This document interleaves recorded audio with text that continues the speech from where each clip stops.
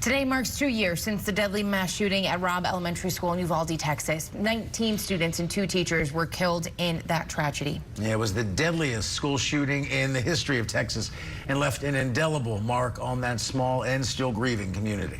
In a letter to the families of the victims, President Biden shared his sympathy but also reaffirmed his commitment to preventing gun violence in our country. White House correspondent Serena Marshall joins us now. Good morning, Serena.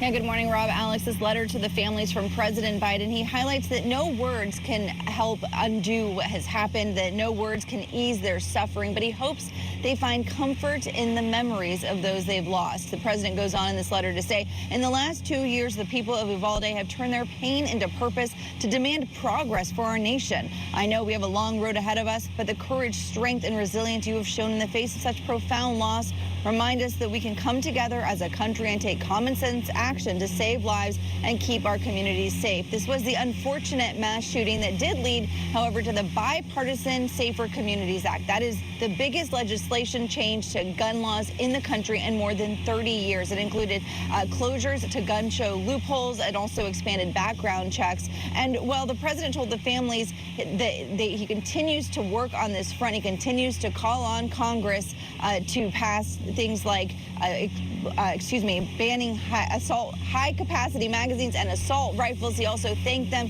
for the work they've done to bring about those changes. He said that the White House throughout this time has also continued outreach to many of those impacted by gun violence to many communities, including bringing the sister of one of those Uvalde victims to the State of the Union, where he made that call on Congress as well.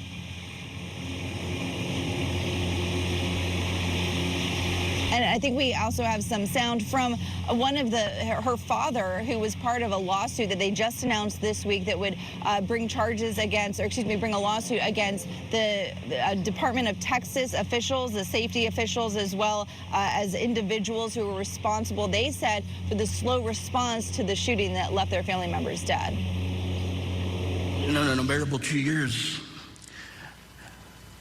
we all know who took our children's lives. But there was an obvious systemic failure out there on May 24th.